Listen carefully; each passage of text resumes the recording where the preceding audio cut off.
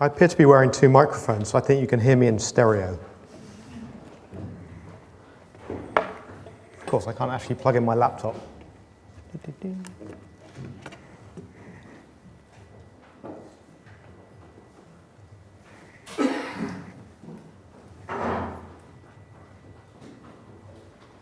We'll see if this works.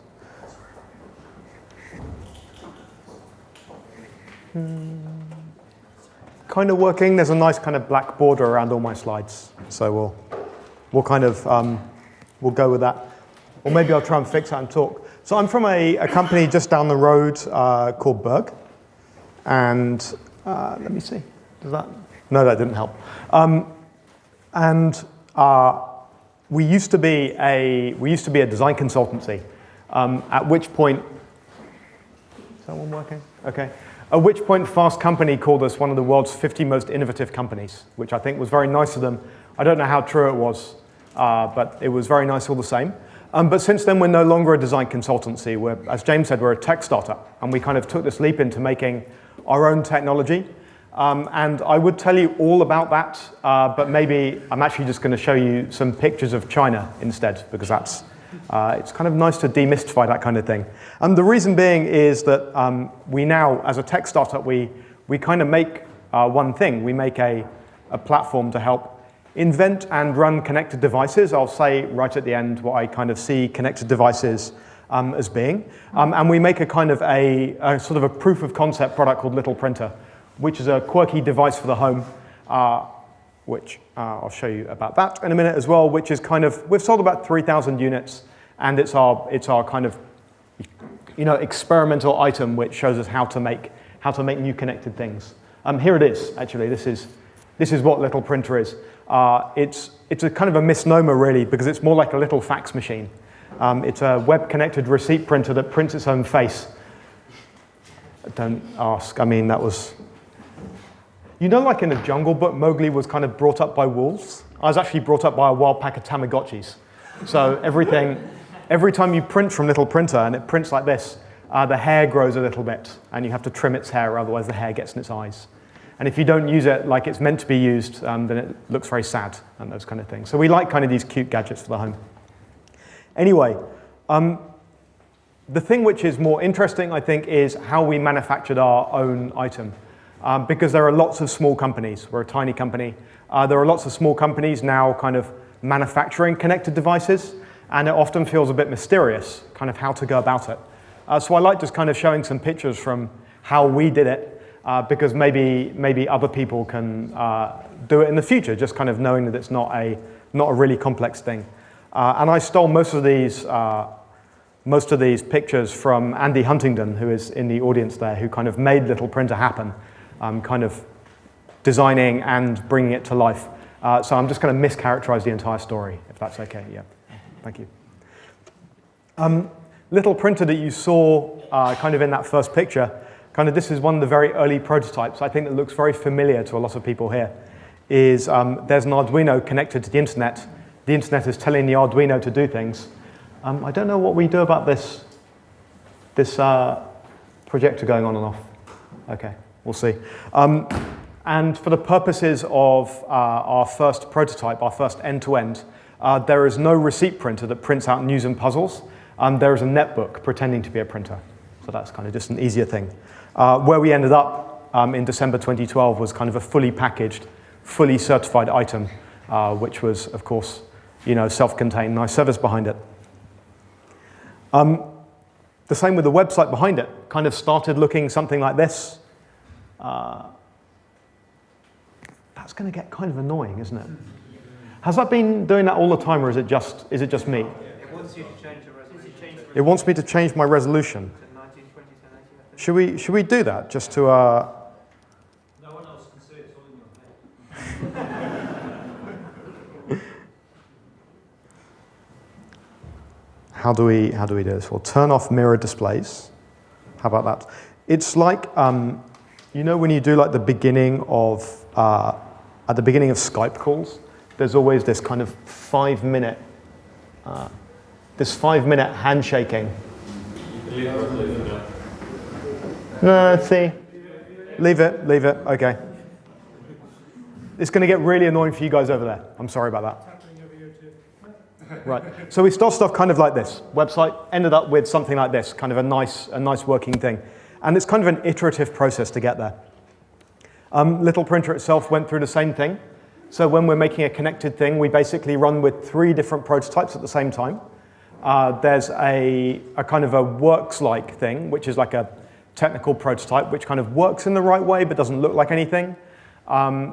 There's your kind of like appearance prototype, which is something that looks and feels the right kind of thing. And there's an experience prototype, which is just about getting the user experience working, even though it doesn't work completely on the back end. This is something that looks like Little Printer, but doesn't actually work. It also looks weirdly like Johnny Ive wearing glasses, but you know, the face kind of changes. But it's got the right kind of heft to it. And we experiment a lot with lots of different colors, lots of different forms, just trying to get the idea right, running content through it, seeing what kind of thing works best. Of course, these aren't manufactured items, so simultaneously we're trying to figure out the mechanism of the thing. This is a version of Little Printer which is made out of metal, which has come back from the factory, and we're just trying to debug the shape to make sure there aren't going to be any paper jams. Another version which is telling us whether we can get a radio signal through it. And I find this picture quite interesting, which is from this same period of manufacture. There's a kind of a version of Little Printer in the front, which is printing out content, which is coming from the web. But in the background there, you can also see another item, which is this thing we call P1. It was the first prototype we got to take home. So even while we're talking to China about manufacturing this item, we're still trying to figure out how the service is going to work. So we're still iterating that. And the only way we can iterate the service is to get it in people's houses, in people's hands, and get feedback from those of us in the studio. And so at the back there, there's a Linux plug computer which is driving an off-the-shelf, I think, thermal print mechanism using our kind of back-end website that we're eventually going to throw away. But it's the only way we can possibly learn how this service is actually going to be fun for us to use. So we're kind of manufacturing and prototyping and trying to figure out this experience all at the same time.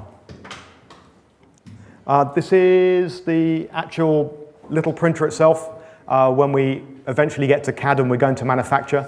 I think the thing to look at the back here, this kind of shows all the way from the metal face on the left-hand side to on the right-hand side, a kind of the plastic hood, which is at the back of the printer. And I'll show some more pictures of that in a minute, because it's interesting how that thing gets made. These are things that have just never occurred to me like a year and a half ago when we started to manufacture. It's been incredible hearing about it. So keep an eye on those different bits, those orange legs and that hood there. Because this is the thing they're made in. When you're doing injection molding, you have to kind of force everything into a cavity, a shape, which is of course, the exact inverse of the shape you're trying to make, right? So if you're trying to make a plastic hood or you're trying to make legs, you've got to force molten plastic, which is about 100 degrees Celsius, consistency of like Colgate or something, into this mold, wait for the plastic to dry, then take the mold apart a bit like a 3-dimensional jigsaw in order to get to the plastic once cooled and take it out. And you have to kind of get that piece of that great big 3-dimensional jigsaw made custom just for you. I think this item here, this complex thing, right at the heart of which there are little plastic bits of Little Printer, weighs, I think, about 670 kilograms. It's a great big lump of steel. So if we ever decide to move factory that we manufacture in, it better be close by to the one we've chosen in Shenzhen, because we're not going to get that in hand luggage. This is the box, the kind of the steel caddy right at the center of that big metal cube you just saw. And you can see right in the middle there, those kind of, those hook-shaped things. Those are Little Printer's feet or legs or arms or whatever you want to call them. So the plastic it goes down that kind of green pipe there, goes through that kind of pipe work at the bottom, which is specially shaped to not allow any molten plastic to cool down at the corners, and up into the feet. That's all very nice, that CAD, you know, kind of seeing what the tool looks like. But it's always really nice to see the factory. In my head, factories, this kind of comes from cartoons I saw when I was like 8 years old. Factories are just great big kind of robots where you pour raw materials out the back and you get finished goods out the front. It never really occurred to me what a factory actually looked like. Because a factory is just like this. I mean, it's like a big workshop, right? There are things which are used between lots of jobs, and there are things which are custom made. So this is a picture of the factory where we get the plastic for little printer done in China. And our tool, our kind of injection molding machine, is somewhere on that floor. So they keep that tool, that big kind of steel block, in storage, and when we want more bits of plastic, they move it into the right place, make us some plastic, take it off again. So that's kind of the process. This is a picture from inside that tool. So if you imagine that plastic hood at the back of a little printer, there's going to be two bits to that. There's a kind of a fist like that, which is the bit we can see here, and then bits of metal will come around from all sides to make the cavity, which is the exact shape. Here's actually a picture of some plastic coming out of the machine. So this is how everything we have which is injection molded comes into the world. It's just so nice to see. I think this kind of stuff felt so mysterious to me before. But like, it's amazing that a company of 14 people is able to kind of like remote control this happening across the world. It's a really, really manual process. There's a lot of expertise involved. In order to get a nice mirror finish on the top of the little printer caddies, you have to really care about things like plastic flow. It's interesting, this is just a view of how that mold is filled up. So the injection point is at the back there, and the plastic kind of flows round and gradually fills up the entire thing. Now this actually causes some kind of a problem, because if you kind of imagine when the plastic goes in to when it gets to the end, it cools down infinitesimally. There. I can't even say that. It cools down a little bit as the plastic kind of flows around. And if you look at this one here, the injection site is just going to be in the top of this face. And as the plastic flows around those two little holes, which are kind of in this version of it, to make room for the light and the button on the top of the little printer, the plastic's going to cool a little bit, and when it comes back in, it's going to touch itself and not make a kind of a clean join. Also, when it's going through the machine, the plastic's going to cool down a little bit, and as it cools, it contracts, and the bits at the edges are going to be fatter than the bits in the middle if you let it cool really fast. And that's going to slightly warp the surface. So you can see that warped surface here. We've got a reflection of this little printer hood here, where it's just reflecting some kind of what are supposed to be parallel lines in the background. And you can see they're kind of warped around the holes. Now that's a problem for us, because subconsciously we associate a flat mirrored finish with premium products. And we knew that little printer was going to be an expensive item when it came out, because we're not making very many. So we needed it to feel premium, which meant it had to have this kind of mirror finish. Now there's a couple of ways you achieve that mirror finish. One way is you let the plastic cool much slower. And that actually gives us an idea about why we associate mirror finish with premium. If you let the plastic cool slower, you can manufacture them slower, which means they take up more time to make on the production line, which means each of them costs more, which means you can only afford to do that with premium products. So subconsciously, we only see that mirror finish on high-priced items, and so we associate the two.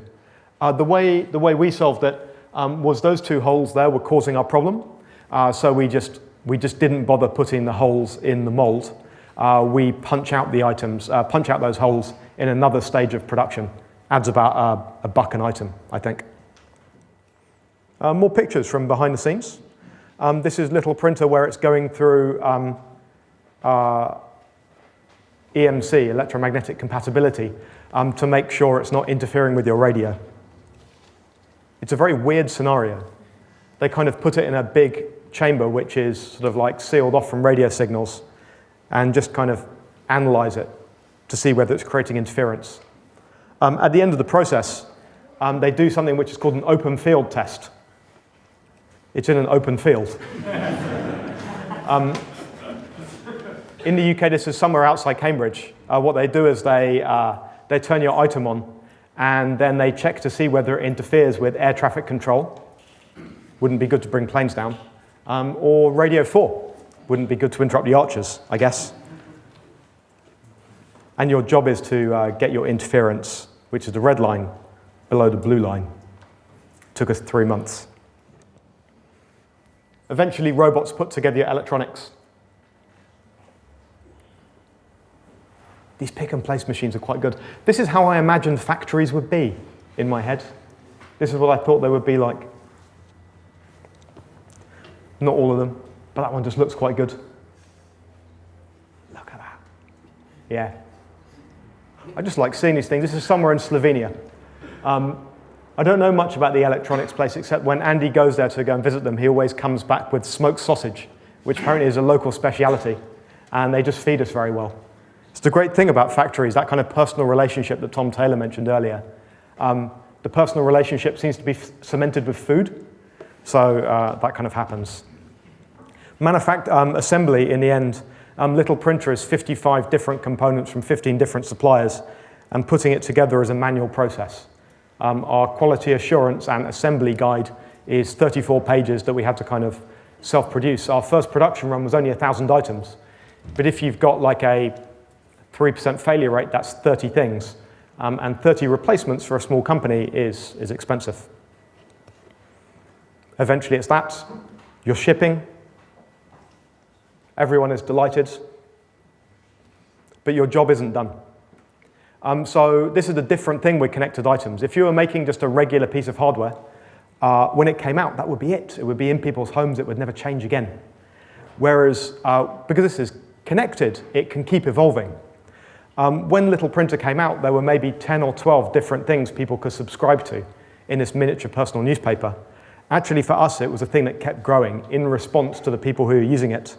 So this is one of the early things. This is a lanyard publication, which will, when I'm going to a conference, it prints out on the morning of the conference, tells me where I'm going, just reminds me, and a little piece of short fiction at the bottom. But then people started adding other things. This is Bun B's colouring in of rap artists, which I quite like. We didn't expect that. We didn't expect Monster of the Week from Rob Steen, who's the illustrator of the Ricky Gervais book, Flanimals. And what was really nice was that he would make this kind of black and white monster that printed out once a week, and then people started sending in versions their kids had coloured in. They would take photographs and send it back to us. And we were like, Little Printer's really good for kids. So we've been adding more stuff for that recently.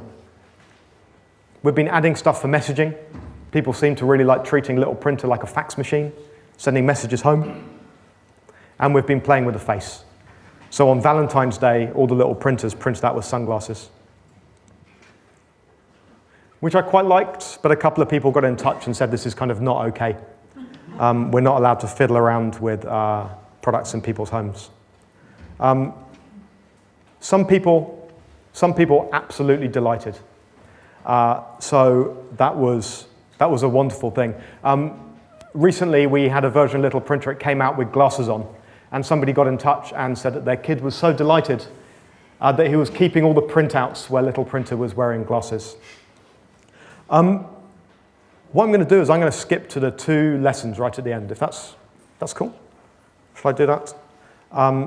Because I think there's 2 big things I've learnt about Little Printer that I think are things which are kind of hard won. And these are things that we've kind of taken this turn to a tech startup, and we're sort of like helping other people make connected devices now. And people say kind of, what is the thing you've learned out of making your own thing? What's the thing you've learned out of making a connected product that is actually in people's homes? And these are the 2 things I try and feed back for people. One echoes, I think, a word we've had, a phrase we've had a couple of times before. Hardware is hard. They call it hardware because it's hard. I don't know why. Software is also hard.